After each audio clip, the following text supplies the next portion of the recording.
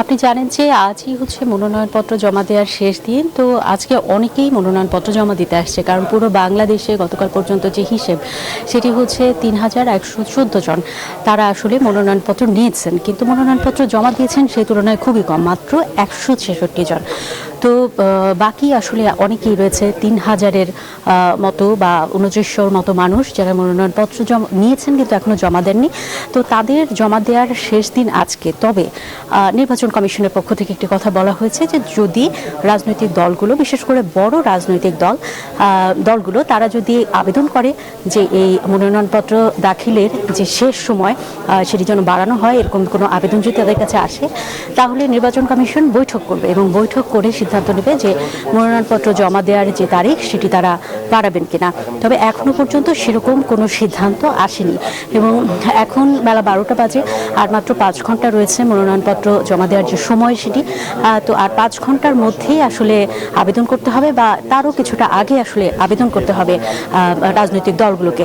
তবে দলগুলো যে আবেদন করবে সেরকম কাউকে আমরা এখনো পর্যন্ত নির্বাচন কমিশনে আসতে দেখিনি। তবে কিছুক্ষণ আগে ববি হাজ্জাজ তিনি এসেছিলেন, বিএনপির ঢাকা ১৩ আসনের প্রার্থী হিসেবে তিনি মনোনয়নপত্র জমা দিলেন এবং তিনি যে কথাটি বললেন যে রাতে আরপিও পরিবর্তন করে যে নিজের দলীয় প্রতীক সেটিতেই আসলে নির্বাচন করবার যে সিদ্ধান্ত নির্বাচন কমিশন নিয়েছিল, আসলে সে কারণেই তিনি নিজের দলে নয় বিএনপির হয়ে আসলে নির্বাচনটি করছেন, সে কথা তিনি কিছুক্ষণ আগেই জানিয়েছেন।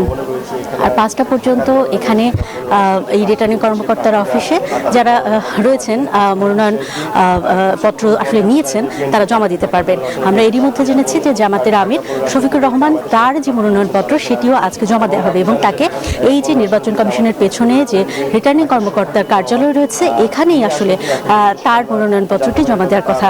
তো তিনি মনোনয়নপত্র হয়তোবা ১টার পরে, সম্ভাব্য সময় ১:৩০-র দিকে তিনি হয়তোবা তার মনোনয়নপত্রটি জমা দেবেন। এমন হতে পারে যে তিনি সরাসরি আসবেন না, তার যারা সমর্থক রয়েছেন সমর্থকরাও আসলে জমা দিতে পারবেন, তো তারাই হয়তোবা আসবে বলে ধারণা করা হচ্ছে। আর আপনি জানেন যে তারেক রহমানের যে মনোনয়নপত্র সেটিও আজকেই জমা দেওয়ার কথা এবং সেটি হচ্ছে সেগুনবাগিচায় যে বিভাগীয় কমিশনারের কার্যালয় রয়েছে, সেখানে যে রিটার্নিং কর্মকর্তার কার্যালয়, সেখানে আসলে তার এই মনোনয়নপত্রটি জমা দেওয়ার কথা রয়েছে।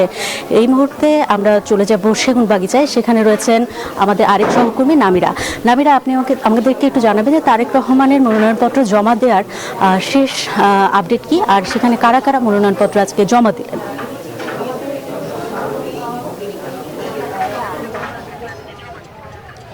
ধন্যবাদ অন্তরা আপনাকে। আমরা জানি আগামী 12ই ফেব্রুয়ারি জাতীয় সংসদ ও গণভোট একই দিনে অনুষ্ঠিত হতে যাচ্ছে এবং এই ক্ষেত্রকে কেন্দ্র করে বিকেল 5টার মধ্যে 14 ধরনের দলিলপত্র সহ মনোনয়নপত্র জমা দেবেন প্রার্থীরা।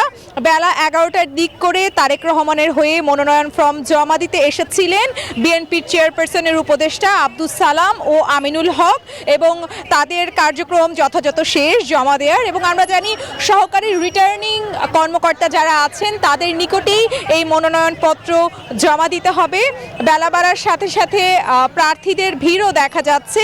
শুধু তাই নয়, বেশ শৃঙ্খলার মধ্য দিয়েই দেখা যাচ্ছে কার্যক্রম সম্পূর্ণ করা হচ্ছে এবং আমরা দেখেছি ঘোষিত তফসিল অনুযায়ী অর্থাৎ 11ই ডিসেম্বর প্রধান নির্বাচন কমিশনার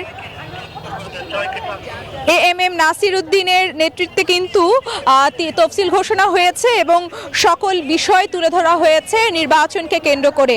তো এই ছিল আমার কাছে সর্বশেষ তথ্য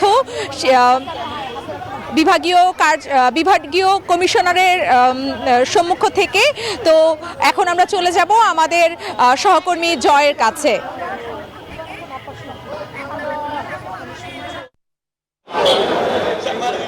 ধন্যবাদ আপনাকে। আপনি যেমনটা দেখিয়েছেন, আমি একটু দেখাতে চাচ্ছি যে চট্টগ্রামের যে বিভাগীয় কমিশনার কার্যালয় এমনকি জেলা প্রশাসক কার্যালয় বলতে যে রিটার্নিং কর্মকর্তাদের হাতে কিন্তু মনোনয়ন দেওয়ার যে একটা উৎসব সকাল থেকে আমরা দেখতে পাচ্ছি। তো সব প্রার্থীরা প্রার্থীর সমর্থক সবাই জড়ো হয়েছেন। সকাল 9টা থেকে শুরু হয়েছে, যেহেতু আজকেই শেষ দিন জমা দেওয়ার, তো দাখিল করার শেষ দিন হওয়ার কারণে প্রার্থীরা কিন্তু ছুটে এসেছেন বিভিন্ন জায়গা থেকে সবাই ছুটে আসতে শুরু করেছে। প্রার্থীদের মধ্যে অনেকজনে কিন্তু জমা দিয়েছেন। একটা উৎসবমুখর পরিবেশ কিন্তু আমরা দেখতে পাচ্ছি। নির্বাচনের যে একটা আমেজ, সেই আমেজটা কিন্তু ফিরে এসেছে। যেহেতু নির্বাচনের বাকি আর বেশি দিন নেই, তবে আজকে যেহেতু মনোনয়ন দাখিল করার শেষ দিন, তার কারণে সবাই একসাথে জমা দেওয়ার জন্য অপেক্ষায় ছিল। এতদিন জমা দেয়নি, সবাই সংগ্রহ করেছেন। চট্টগ্রামে 222 জন, যেহেতু চট্টগ্রামের 16টি আসন রয়েছে, 16টি আসনের মধ্যে 222 জনে মনোনয়ন নিয়েছে বলে আমরা জানতে পেরেছি। তো এখন দেখতে পাচ্ছি আবু সুফিয়ান চট্টগ্রাম 9 আসনের প্রার্থী এসে মনোনয়ন জমা দেবেন। এরপর পরে আমরা বিভাগীয় কমিশনারের হাতে কিন্তু জমা দেবেন সাইদ আল নোমান চট্টগ্রাম 10 আসনের মনোনীত বিএনপির প্রার্থী। তো অন্যদিকে 1টার দিকে কিন্তু মনোনয়ন জমা দেওয়ার কথা রয়েছে আমির খসরু মাহমুদ চৌধুরী, 1টার দিকে জমা দেবেন। আঞ্চলিক নির্বাচন অফিসে যে রিটার্নিং কর্মকর্তা রয়েছেন, সেখানেই কিন্তু তার হাতে জমা দেওয়ার কথা রয়েছে। তো সব মিলে বলা যায় যে এখন যে প্রার্থীরা আছে একের পর এক করে কিন্তু জমা দিচ্ছেন। তো এখানে যারা এসেছেন তাদের সাথে আমরা কথা বলেছি। অনেকজন কিন্তু রিটার্নিং কর্মকর্তারা যেমনটা জানিয়েছেন, শুধু এই জায়গা নয়, উপজেলা পর্যায়েও সহকারী রিটার্নিং কর্মকর্তারা আছেন, তাদের হাতেও কিন্তু অনেকজন দিবে বলে আমাদেরকে জানিয়েছেন। এই ছিল আমার এখানকার সর্বশেষ। ফিরে যাচ্ছে আমার সহকর্মী, অপেক্ষা করছেন বগুড়ায় বাবুর কাছে।